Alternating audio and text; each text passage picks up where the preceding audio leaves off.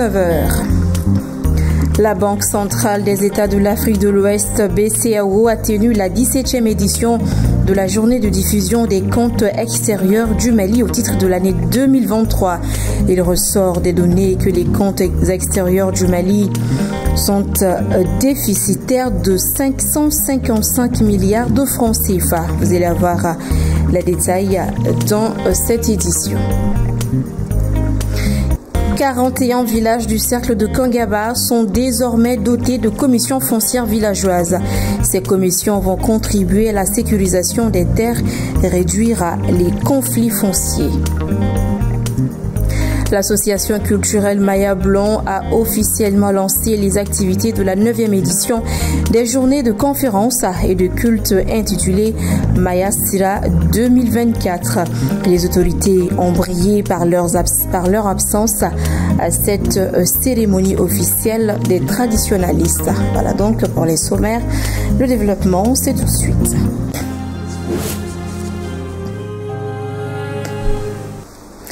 Ravi de vous retrouver pour cette nouvelle page d'information. Bonsoir à tous et bienvenue dans ce 19h sur la télé totalement vôtre. Je le disais tout de suite dans les titres, la direction nationale de la Banque centrale, les États de l'Afrique de l'Ouest, BCAO, a tenu ce jeudi dans un hôtel de la place la 17e édition de la journée de diffusion des comptes extérieurs du Mali au titre de l'année 2023. Une journée qui a permis aux acteurs économiques d'examiner l'évolution de la balance des paiements et de la disposition extérieure globale du Mali pour l'année 2023. Et c'était aussi l'occasion pour les participants d'aborder les estimations pour l'année 2024 et les prévisions pour 2025 afin d'anticiper les opportunités et les défis qui profilent. Le compte-rendu est signé Bakary M. Sidibé. Cette journée permet aux acteurs économiques d'élaborer une meilleure analyse de l'économie et d'opérer des choix de politiques économiques plus adéquats dans le sens de l'amélioration de la position extérieure du pays et de son équilibre. Les données présentées au cours de cette journée font état d'une forte détérioration des comptes extérieurs du Mali, avec un solde déficitaire de la balance des paiements de 555 milliards de francs CFA en 2023 contre 459 milliards en 2022. Ce résultat est en partie lié aux pressions inflation mondiale et à une appétence des investisseurs pour les marchés des matières premières. Devant les acteurs, le directeur national de la BCAO a tenu à partager des chiffres clés de la balance des paiements au titre de l'année 2023. Le solde courant est ressorti à moins 977 milliards en 2023, après moins 920 milliards en 2022, et représente moins 7,8% du PIB. Le solde global s'est établi à moins 555 milliards de francs CFA, après un déficit de moins 459 milliards en 2022 et moins 58 milliards en 2021.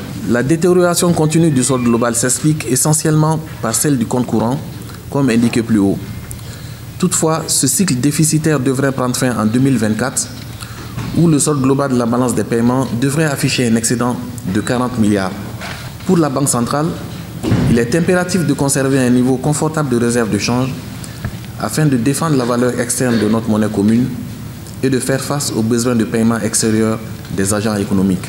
La sensibilisation des agents économiques sur les enjeux liés au respect de la réglementation financière extérieure des États membres de l'UEMOA était le thème choisi pour évoquer la stabilité financière et monétaire. Un thème qui a beaucoup d'intérêt pour notre pays au regard du contexte économique mondial marqué par des incertitudes et des défis majeurs. Il est essentiel de renforcer notre compétitivité et de réduire notre vulnérabilité aux chocs externes. Cela nécessite des politiques économiques adaptées qui encouragent la production locale et diversifient nos exportations. Les indicateurs établis selon les standards internationaux en vigueur sont des outils stratégiques pour évaluer la santé de l'économie, analyser la soutenabilité des flux et orienter les politiques publiques en matière économique et monétaire. À la suite de cette journée, des recommandations fortes seront formulées à l'endroit des autorités, des commerçants, des entreprises et des opérateurs économiques pour améliorer les comptes extérieurs du Mali dans les jours à venir. Depuis le 17 décembre, les États généraux de la santé mobilisent acteurs et partenaires pour repenser le système sanitaire malien. Organisés sur 3 jours, les États généraux de la santé au Mali visent à diagnostiquer les failles du système de santé et à proposer des réformes adaptées. Ce 18 décembre, au Centre international de conférence de Bamako, un point de presse a permis de dresser un état des lieux des travaux mettant en lumière les enjeux et les perspectives d'une réforme tant souhaitée. Aminata Bachokone, Mohamed Touré, compte rendu. Ces assises se déroulent dans un contexte marqué par des défis majeurs, notamment l'insuffisance de financement public, impact de la crise politico-sécuritaire et accès inégal aux soins de santé. Le point de presse a offert une occasion de faire le bilan des travaux en cours. Selon les organisateurs, la phase nationale qui suit des consultations locales se veut inclusive et orientée vers l'action. Dans tous les groupes, les 4 groupes, la question de la disponibilité en quantité et en qualité des ressources humaines est posée. Dans tous les groupes, la problématique de la gouvernance du secteur est posée. Nous nous questionnons là-dessus et nous espérons pouvoir y répondre assez rapidement. Dans tous les groupes, le problème de financement est posé. L'État fait ce qu'il peut, mais le budget, la part du budget de l'État au financement de la santé a diminué de façon importante. Nous sommes à moins de 6%. Nous espérons atteindre les 15% depuis des années. Encore une fois, nous n'en sommes pas là. Donc aujourd'hui, nous pensons que les groupes sont suffisamment avancés pour nous permettre de faire un résumé des recommandations venant de chacun des 4 groupes que nous allons mettre aussi en cohérence avec ce qui est remonté des concertations régionales du 4 au 6 décembre. Et à partir de là, nous ferons, pour une fois, nous allons faire un plan d'action. Ce jeudi, les États généraux ont pris fin par une présentation de recommandations finales. Un document stratégique sera élaboré pour guider les actions futures. Si la mobilisation des acteurs est déjà un premier pas vers le changement, la véritable réussite résidera dans l'application concrète des réformes pour transformer les défis sanitaires en opportunités de progrès. Actualité sur un tout autre plan, près de la moitié des adolescentes dans la région de Caille, soit 49%, ont déjà commencé leur vie féconde, contre 22 dans la région de Kidal et 24 dans le district de Bamako. C'est ce qui ressort du rapport de recherche d'action du Centre d'assistance et de promotion des droits humains présenté ce mercredi 18 décembre 2024. Il s'agissait de vulgariser ces résultats auprès des structures et des organisations intervenant dans le domaine de la santé et de la reproduction ainsi que les organes de presse. Maïmouna Ouedraogo, Zakaria Omar Keïta pour le compte-rendu. En partenariat avec les projets pluriels, le Centre d'assistance et de promotion des droits humains a réalisé une recherche-action sur l'analyse de l'accessibilité des jeunes et adolescentes aux services de santé en matière de planification familiale dans les régions de Kaï, Kita et les districts de Bamako. Pour les organisateurs, l'objectif est de contribuer à la promotion du bien-être et l'épanouissement des jeunes et adolescentes à travers la mise à disposition des données récentes sur leur accès aux services de santé de la reproduction au Mali. Au total, la recherche a touché 521 répondants, dont 355 femmes, filles, dans les localités de Kaï, Kita et le district de Bamako, à travers des entretiens individuels et des focus group pendant la période allant de février à mars 2024. Les résultats de l'étude, à travers des constats et analyses, font ressortir entre autres des inégalités dans l'accès aux services et produits de planification familiale, des limites dans l'accès aux produits et services contraceptifs, une demande importante des services de planification familiale, l'analyse de la participation et la liberté de prise de décision, des recommandations, des bonnes pratiques pour faciliter également l'accès aux services de santé en matière de planification familiale. Le directeur du projet pluriel Mali a félicité les CAPDH pour le résultat obtenu qui, selon lui, contribuera à l'atteinte des objectifs. Au Mali, l'accès aux services et produits de planification familiale demeure un défi, surtout au niveau communautaire où les besoins restent énormes. C'est pour moi l'occasion de féliciter CAPDH pour le travail abattu et pour les résultats obtenus.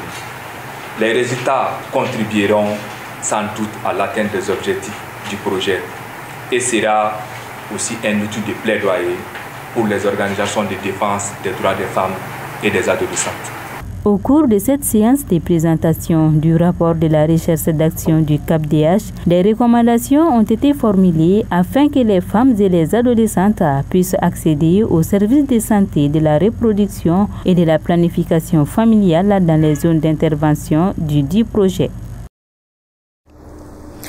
L'Union des associations et coordination d'associations pour le développement et la défense des droits des aides aux démunis a organisé ce mercredi 18 décembre 2024 une remise des décisions de création des commissions foncières villageoises pour 41 villages des 4 communes du cercle de Kangaba. Ce geste de l'Union vise à renforcer la sécurité foncière dans ces villages. Et la cérémonie est présidée par le sous-préfet de Kangaba a rassemblé des chefs de village, des représentants d'associations, des élus locaux et d'autres acteurs du développement, ainsi que notre reporter Lolo Madibati qui nous propose ce compte-rendu. Dans le cadre d'un projet visant à renforcer la sécurité foncière et à promouvoir un meilleur accès aux terres pour les communautés locales, 41 villages du cercle de Kangaba ont reçu leur décision de création de commissions foncières villageoises. Cette initiative, soutenue par le projet de tenue foncière et forestière, répond à un besoin crucial de régulation et de gestion des terres, souvent source de conflits dans les zones rurales. Cette initiative contribue non seulement à améliorer la gestion des terres, mais aussi renforcer les droits des démunis en leur offrant des moyens d'accès à des ressources essentielles pour leur développement. Il était très important que les communautés elles-mêmes qui connaissent la valeur de leurs terres, qui connaissent la sacralité même de leurs terres, soient impliquées à la gestion de cette terre. Et puis ils connaissent la vérité. Or, nous avons des législations. Il y a la législation traditionnelle coutumière qui est là, qui est notre gouvernance d'autant et naturelle, qui est liée même à notre éducation. Et aussi, il y a la législation administrative, le code domanial et foncier. Mais ces deux législations étaient en porte-à-faux. C'est ce qui a créé beaucoup de crises foncières et même une crise entre communautés maliennes. C'est une commission qui prend en compte les différents segments de la communauté, des communautés. Le sous-préfet de Kangaba a salué l'initiative et exprimé sa satisfaction quant à l'engagement des communautés à participer activement à la gestion foncière. J'appelle vraiment les populations à l'adhésion du projet et à l'exécution vraiment des principes administratifs élaborés par la plus haute hiérarchie de l'État, à savoir l'exécution des commissions foncières au niveau du village, en tenant compte vraiment de leur mission, de leur rôle à jouer pour la prévention des conflits. Des représentants des villages ont témoigné de l'impact positif que pourraient avoir ces commissions. Et ça, c'est un élément extrêmement important. Ça nous permet vraiment de travailler en toute sérénité et en principe même de prévenir tous les conflits. Comme on l'a dit, prévenir vaut mieux que guérir, c'est dans tous les domaines. C'est vraiment d'œuvrer dans ce sens-là pour que tout ce travail abattu puisse produire vraiment des effets positifs dans nos sociétés respectives. Au total, 114 commissions foncières villageoises seront mises en place à travers le Mali dans le cadre d'un processus interactif en 10 étapes. Après Kangaba, l'Union remettra ce jeudi les décisions des villages des communes de Kita. Par ailleurs, l'ONG Borda Mali a organisé un atelier de capitalisation du projet renforcer les services d'assainissement de base et développer des villes viables et inclusives. Financé à hauteur d'1 million d'euros par BMZ pour une durée de 3 ans, ce projet est mis en œuvre dans la commune 6 du district de Bamako, Bougouni et Ségou. Cet espace d'échange et des débats a pour objectif de proposer des solutions durables pour des villes viables. C'était ce jeudi 19 décembre 2024 dans un hôtel de la place. C'est un compte rendu signé Emma Fifamenu Nawon et Montala Ouattara. Alhamdulillah, ay mago ñaani parce que mago jinogo barka ka bonko ju ni demabaga soro lila kay blasra otmanga fuli buye. Borda est au Mali depuis 2017 et intervient dans le domaine de l'assainissement et de la sécurité alimentaire. Le projet régional dénommé « Renforcer les services d'assainissement de base et développer des villes vivables et inclusives » est un projet qui propose des solutions d'assainissement intégrées en vue de rendre les villes vivables et inclusives. L'objectif de cette rencontre aujourd'hui est vraiment de partager les résultats avec vous, mais également de vous écouter afin de recueillir vos recommandations. C'est pourquoi, au-delà des résultats, nous souhaitons identifier les bonnes pratiques à pérenniser, les obstacles à surmonter et les nouvelles perspectives à explorer pour la prochaine phase de ce projet qui débute en janvier 2025 pour encore une durée de 2 ans. Grâce à l'ONG Borda Mali, une station de traitement de vidange a été créée à Bougouni. De janvier 2022 à décembre 2024, 77 457 personnes ont bénéficié de ce projet.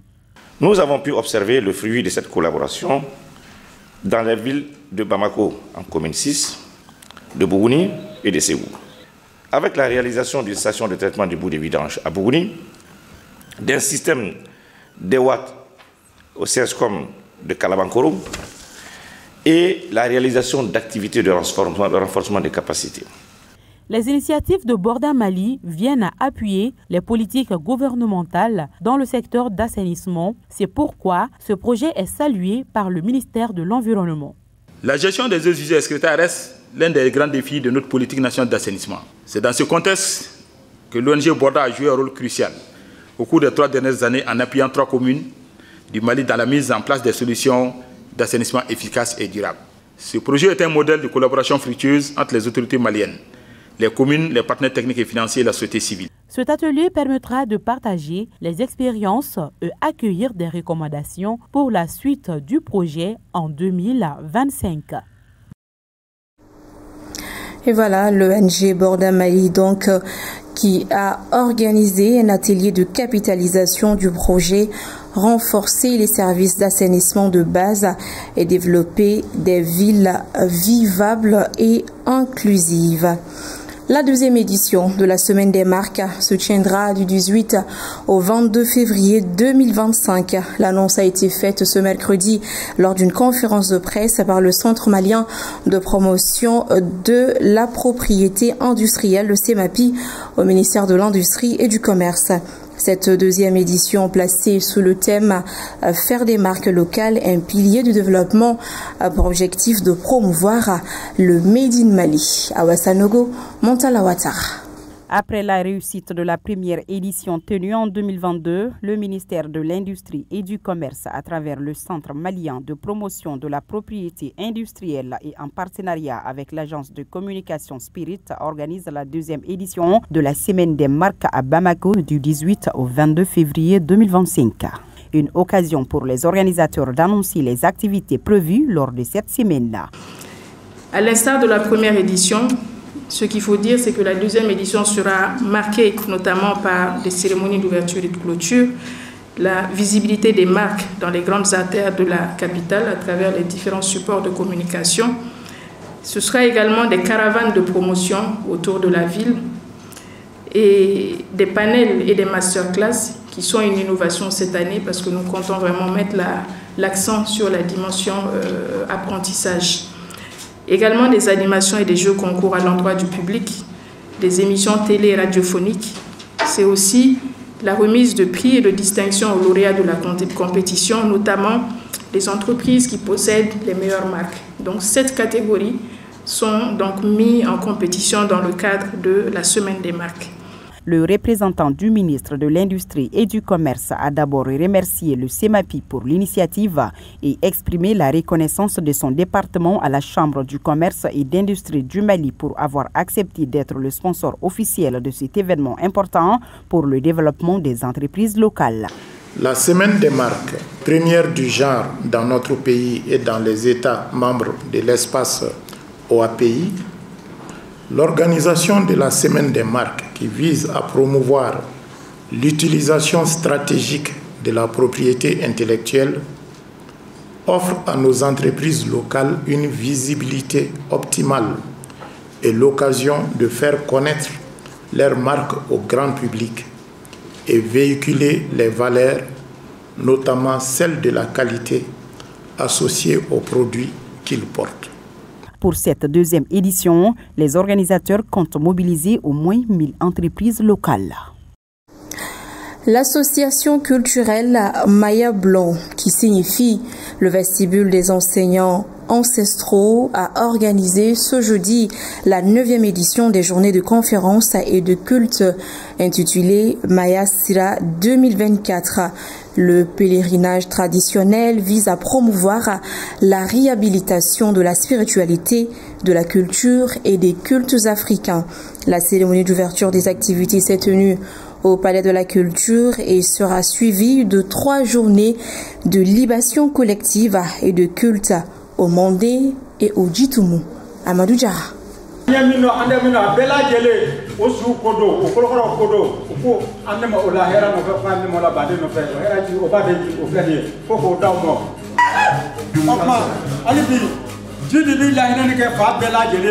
Fidèle à sa tradition, l'association culturelle Maya Blanc a organisé ce jeudi les journées de conférences et de culte Maya Sira 2024. Cet événement s'inscrit dans un objectif clair, la réhabilitation de la spiritualité, de la culture et des cultes africains.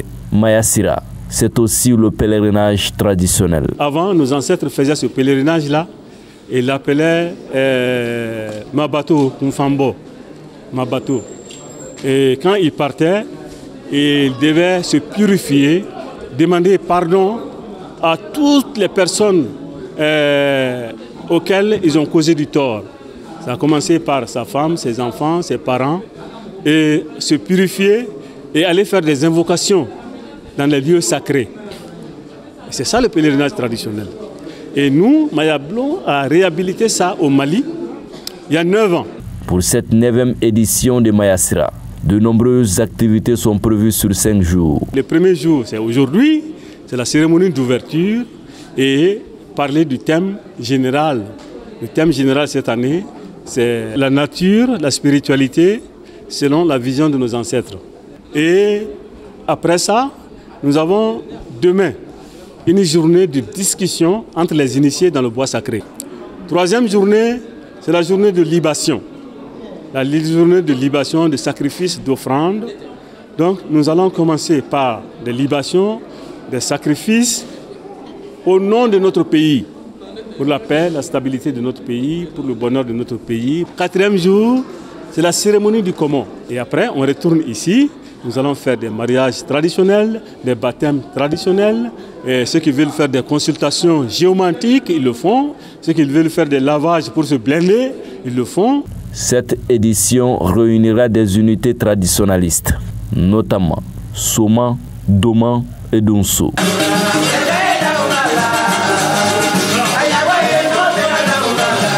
Ainsi que des jeunes africains. Cependant, l'association culturelle Maya Blanc regrette l'absence de représentants officiels des autorités lors de la cérémonie d'ouverture. Et je reçois à présent sur ce plateau Kadia Magadji. Elle est chef de projet de Orange Music Talent. Orange Music Talent d'ailleurs, dont vous avez largement entendu parler à travers notamment tous les canaux de communication du groupe Renouveau. Eh bien, ce soir, je reçois la chef de projet et avec elle, on va un tout petit peu causer, on va dire, sur cette initiative de Orange Mali. Kadja, bonsoir. Bonsoir. Bienvenue sur ce plateau. Merci beaucoup. Bienvenue. Merci. Alors, avant d'entrer dans le vif du sujet, est-ce que vous pouvez nous rappeler, parce que Renouveau a couvert toutes les étapes de présélection dans toutes les régions de cette compétition. Alors, ça sera certainement un rappel pour nos téléspectateurs. Pouvez-vous nous rappeler qu'est-ce que c'est que Orange Music Talent? D'accord, merci beaucoup. Tout d'abord, je remercie Renouveau par rapport à l'accompagnement. Oui. Comme vous venez de le dire, Renouveau a couvert toutes nos activités par rapport à ce projet-là. Oui. Alors, pour faire un petit rappel, Orange Music Talent est un concours musical qui va venir mettre en valeur la culture malienne à travers nos instruments traditionnels, nos ethnies, tout ce qu'on a comme tradition, à travers un concours dans tout le Mali. D'accord. Il s'agit de toutes les régions ainsi que la capitale de Bamako. De Bamako. D'où vous êtes venue cette idée?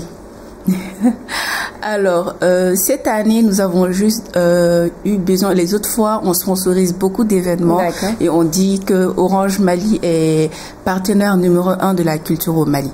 Donc, cette année, on a décidé de mettre cette culture en valeur. Parce qu'au Mali, il y a énormément d'ethnies. Qui dit ethnie dit beaucoup de culture.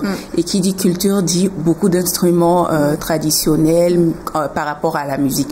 Donc cette fois-ci, nous avons décidé de mettre quelque chose en place qui peut mettre en valeur cette culture-là et aussi aider les jeunes musiciens. D'accord.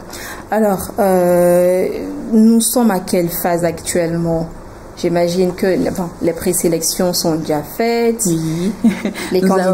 Tous les candidats sont maintenant ici à Bamako. Nous sommes à quelle phase? Ok, d'accord. Comme vous l'avez dit, nous avons fait une première phase de présélection.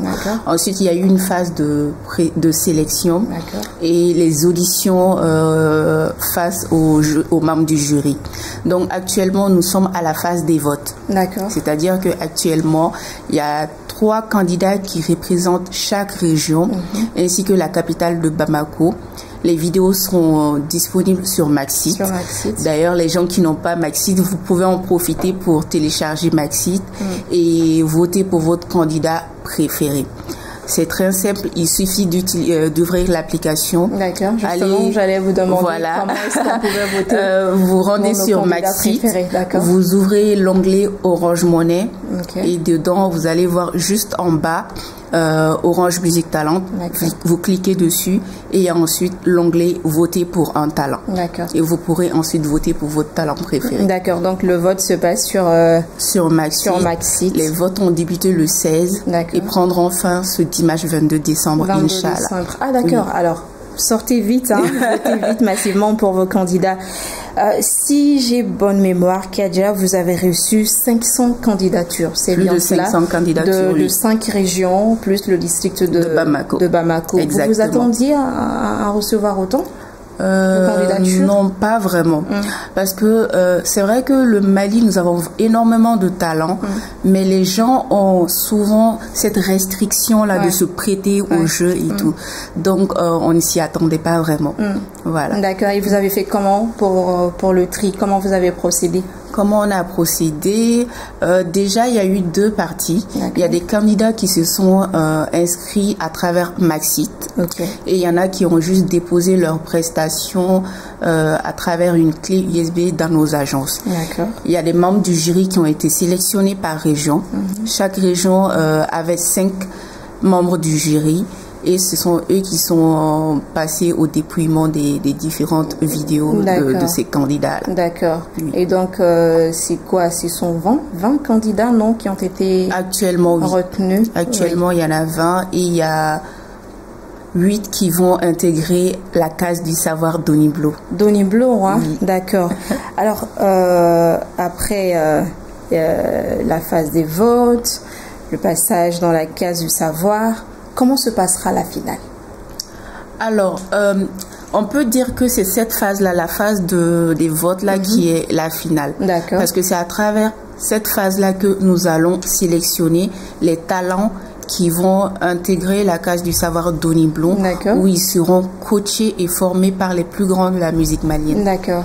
Donc après cela, ils vont ensuite enregistrer des singles individuellement et une autre chanson en groupe qui s'intitulera Anko Mali.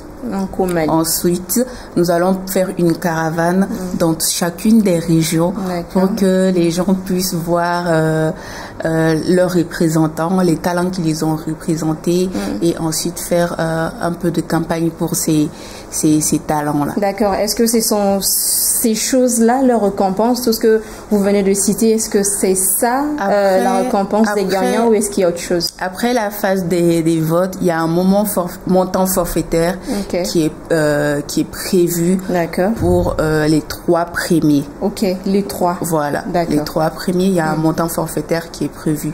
On n'a pas dit de prix, mais ce sera une surprise. En plus des formations et de la caravane. D'accord. Il n'y a que ces 3-là qui vont enregistrer leur single, c'est cela? Ou est-ce que c'est tous les autres candidats? C'est tous les autres candidats. D'accord. Tous ceux qui vont intégrer la case du savoir Doni Blum. D'accord. Alors, est-ce qu'il va y avoir une deuxième édition de Orange Music Talent?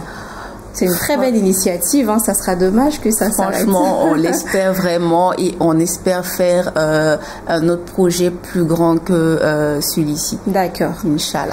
Alors, est-ce que Orange Music Talent, c'est une initiative de Orange Mali seul ou est-ce que c'est Orange Monde? Est-ce que ça se passe dans tous les pays où se trouve Orange ou c'est seulement qu'au Mali que vous avez... Non, ça ne se passe pas dans tous les pays, mais actuellement ça se passe dans 3 pays. D'accord. 3 pays africains, notamment la Tunisie, le Burkina Faso et le Mali. Et le Mali. Voilà. D'accord.